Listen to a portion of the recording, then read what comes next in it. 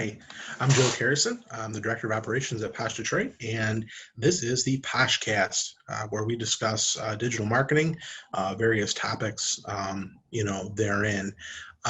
Today, I wanted to talk about online lead generation and the different options that are out there for sales professionals and what you can do to generate leads for your business.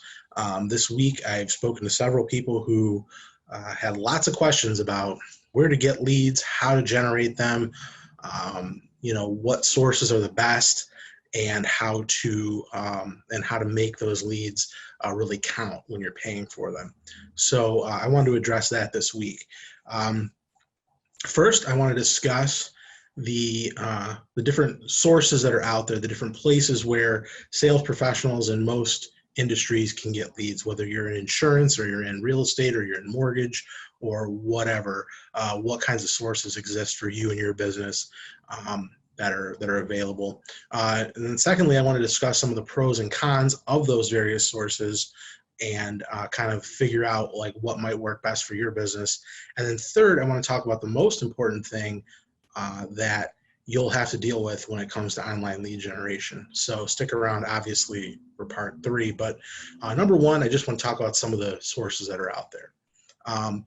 Some of the sources that you're going to get a lot of leads from, and some of the places that people do get a lot of leads from in various industries are sort of national brand, internet sites.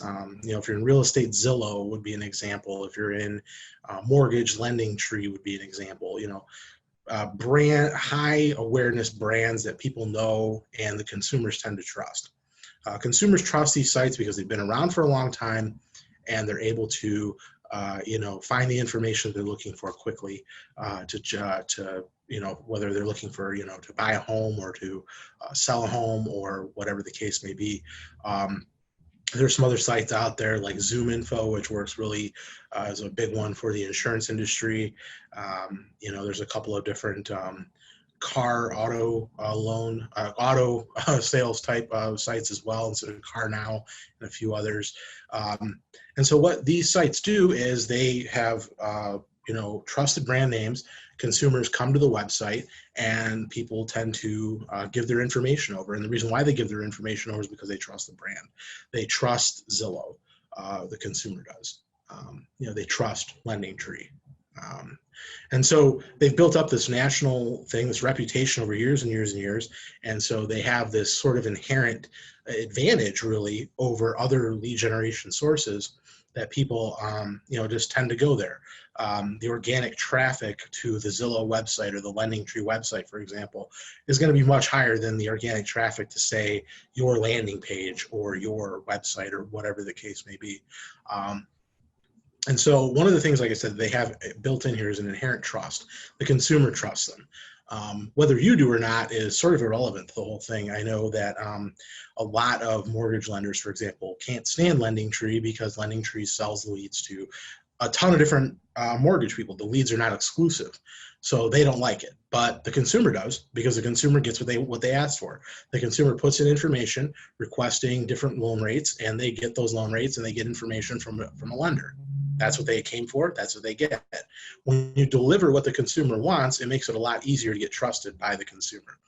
So sites like that are out there, and they are definitely going to be a piece of your lead generation online for the most part. Although there are ways to not have to do that, and we'll talk about that a little later. Next up, you have social media. That is another huge lead generation platform. Social media really started to generate leads for businesses in the last 5, 6, 7, maybe even 10 years. And the reason why this happened primarily was in direct response to sites like Lending Tree and Zillow being able to sort of control the lead market. Savvier sales professionals were out there saying, hey, you know what, why don't I generate my own leads, and then I don't have to pay exorbitant fees to get leads from these other sources, which is a really smart way to do business. And so for a long time, it was so easy to set up Facebook ads and have people, click on those ads and give you information, and they came through and they were giving, you were able to make a lot of sales off that. The consumers have gotten a lot savvier over the last couple years, and the market's gotten very flooded. And so one of the things that you're losing out to a place like Zillow or like LendingTree or some of these other popular websites is that the consumer can differentiate those, right? Like if I go to like Zillow.com, I know I'm on Zillow's website. If I'm on Facebook and I fill out some kind of form because I want information about something, I don't know who I just talked to. I may have just sent my information to, a scam artist for all I know. And so, building up that trust and that sort of rapport with the consumer is so important. And social media does give you the option to do that if you're doing it right. Here at Posh, we have dedicated social media plans to help our clients gain the trust of their prospective consumers, and they're able to, get the information that they're looking for.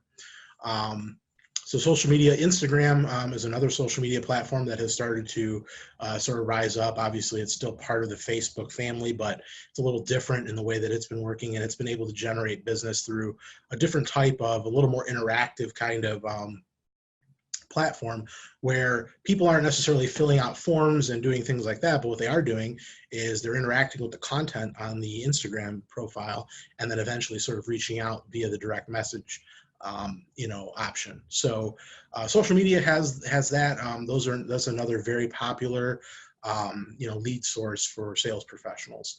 The next source I want to talk about is Google. Google is not social media in that sense. And there's a couple differences, and we'll get to that in the pros and cons. But Google allows lead generation through a variety of styles and options. One of them being the search network, where you're able to utilize the most popular search engine in the world to generate sales leads. People are looking for products. They're looking for things that they want to buy. They're searching for cars. They're searching for insurance. They're searching for real estate. They're searching for mortgages. They're searching for all these things. And you're able to leverage that by running Google search ads. More recently, in the last few years, the Google Display Network has become very popular. You're able to run in-stream videos and some other things that people may click on as well, which can also help you provide lead generation. So those are your three big sales lead generation options. There are others out there, but they're not really lead generation options so much as they are like lead acquisition options where you can just purchase bulk leads from a source. Think of Glengarry Glen Ross, for example. The leads and the little cards, that they purchased, they were able to obtain that information. And so that was that's another option out there. But those programs have gone a lot by the wayside in the digital age.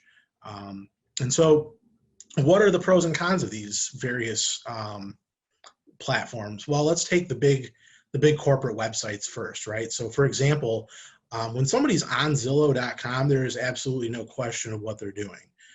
They're on there researching real estate, whether they're looking to buy a home, sell their home, both, whatever the case may be. If they're on LendingTree, they're certainly looking to get a loan of some kind, whether it be an auto loan or a home loan or whatever the case is, or a refinancing even. So they're not on those sites for to look at sports scores or to see to do that kind of, or to get the latest celebrity news. They're certainly on those sites for a reason, and so that the interest level of that lead is going to be real high, as opposed to certain other things where it may not be. The cons to those things are the expense that you pay. In the case of Zillow, real estate agents are now getting kind of hip to the fact that Zillow is very expensive, and more recently even than that, Zillow is now in the home buying and selling game. They are actually a real estate brokerage, and so they're actually actively competing against realtors in their own market. And so for real estate agents to be giving thousands of dollars or tens of thousands of dollars a year to Zillow really is just saying, here, can you please just take my job? So that is starting to go by the wayside as well. I think that as more and more real estate agents start to find different ways to generate leads for their business and find effective ways to generate leads for their business, you'll start to see a lot of that, a lot of the partnering up with Zillow going away. And in addition to that, I think the same thing is true of LendingTree, although LendingTree isn't really a loan office per se. What they are doing, though, is they are selling leads to 5 or 6 different people, the same lead.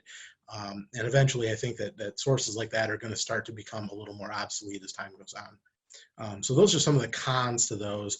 The pros on that side also are that the consumer trusts it. When you call somebody and say, hey, Zillow reached out and gave me your information, they know, like, oh yes, I did give my information to Zillow. This person is reaching out to me because of that. So there is that trust level there that the consumer has with these brands that they might not necessarily have with you as an individual. And so having a strong presence online is really important if you're going to get into some of the next 2 things that I'm going to be talking about, which is obviously social media and then also Google. Social media, the pros, very dynamic platforms. You can do a lot. You can run videos and attractive photos, and there's a lot of different options out there. Cost per lead is extremely low still, even in the wake of some of the cons that I'm about to mention, like the overcrowding and oversaturation of ads on the platforms. We've talked about this at length in some other podcast episodes and in other written materials you can find on our website. But for the most part, the cost per lead on a social media account is still pretty low, which is a great advantage. The cons, like I said, you're getting saturated now as more and more businesses are starting to catch on to the power of social media and how lead generation can be done via the platforms. Instagram, a little less crowded than Facebook. So if you're going to start generating leads through that, there's definitely growth opportunities there. And if you can really learn how to master that platform, it's a very good way to get your business out there and get leads generated for it. And then Google, the advantages to Google are that the intent of the lead is going to be there. You're not relying on an interruption style of marketing where something is just popping up in somebody's news feed like it does on Facebook or on Instagram. Somebody is actively searching for the product or service as long as your ads are set up correctly. And so that provides you with a lot of benefit, because at that point, then you at least know that the intent is there. They may not be as motivated as somebody who is on LendingTree or on Zillow looking at the information on there, but they are definitely somebody who has searched for the specific product that you are selling, whether maybe they're looking to purchase a car or some other type of product or service. So the intent level's there. The other advantage is the breadth to which you're able to advertise. You're able to utilize not only Google, but also the second most powerful search engine in the world, YouTube. YouTube is becoming fast the place that people go to find things. Not too long ago, people are starting to use YouTube to, learn how to fix their refrigerator or learn how to work on their car. And pretty soon, I think you're going to start to see more and more people going to YouTube and saying, how do I buy a home? How do I get a mortgage? And leveraging that platform will be crucial. And Google, because they own YouTube, puts you in a position to do that. A couple other advantages to using Google Ads for lead generation is you can actually have a direct call button set up. And there are a lot of other targeting options that are still available that are not available on Facebook and on Instagram anymore due to some lawsuits that occurred over the last year. So if you're in certain markets, like if you're in the credit industry or if you're in employment or if you're in real estate and housing with mortgage, you can't target people the way you used to be able to. And so you're going to not be able to find that audience that you're really trying to hit if you're not utilizing the tools if you're utilizing the tools in Facebook, but if you're utilizing the ads manager, ads platform in Google, you're able to still handle that targeting. So there are some better options in that sense. Cons, primarily cost, I think, is one of the at least perceived drawbacks to Google Ads. Most people think that they're prohibitively expensive. That is not the case if they're run properly and if they're done by a professional who's certified to run them. You will find that your costs are not much higher than they are on social media. For example, you can get, a higher intent lead for, $2 as opposed to a lower intent lead for $1. So, I mean, if you're selling a product where your sales commission can be upwards of thousands of dollars, a $2 investment versus a $1 investment isn't really all that big of a deal in that sense. So that's one of the perceived drawbacks to them. Some of the other drawbacks that some people I think find, and I'm not so sure this is even really a drawback, but you know, that you're utilizing search network, which is not exactly a dynamic style of advertising. So there's that as well. So all these platforms have pros and cons, benefits and drawbacks, you know, cost, benefits, all that kind of stuff. So what do you think is the most important thing? We're going to get to that piece next. And the most important thing with any of these, whether you're paying Zillow thousands of dollars a year, or you're investing money on Facebook, or you're investing money on Google, is really going to be your follow-up. It's how you as a sales professional really try to connect with your lead. Following up is not just picking up the phone, sending a text, sending an email, or doing that repeatedly. That's not exactly what following up is. Following up also involves remarketing. It involves retargeting people who've expressed interest but aren't quite ready yet to make a decision, with information and education that can really start to give them the you know, the impetus to make a decision. So for example, if you are a mortgage lender and let's say you've set up a landing page and you drove a bunch of people through Google, and a bunch of people put their information in, and then all of a sudden you're not getting any kind of hits on that, you know, now it's time to take that list of people that did that, remarket to them, and perhaps maybe send them a, you know, create a short video about rate decreases, or, you know, why it's a smart idea to refi now as opposed to a year from now, or whatever the case may be. And then have that display to them across the internet. It'll catch their eye, especially since you can pick and choose where this displays. You can remarket to that specific audience. And it'll also have your brand involved, which is another key factor in building that trust that sites like LendingTree, Zillow have. They have that trust inherently built in, that they've done it over a number of years. Now, you can leverage that information to really, you know, to really develop that trust with the consumer. But, you know, you're fighting an uphill battle. You're not fighting, you know, on even playing ground with these guys, and that's okay. You don't have to. If you have a dedicated digital marketing strategy plan that focuses on these things and really gives you the advantage that you need on the battlefield, so to speak, of lead generation, you'll be able to, you know, grab those high intent leads and build that trust. And then eventually you won't have to rely on some of these gigantic corporations that are really not there to help you, nor are they there. And some of them are flat out trying to put you out of business. Posh Detroit is created for sales professionals by sales professionals. We're not simply just marketers. You know, we have sales. We were built by salespeople, and so we're here to help you sell more, generate more leads, and make more money. So if you're interested, and if something that I said today clicks with you, and you're looking to kind of get out from under the Zillow, LendingTree, you know, ZoomInfo, you know, nexus of power, give us a call. You know, we can show you exactly what we do. We can get you in touch with some of our past clients. They can show you, our current clients, what they can show you they can show you what we're doing for them.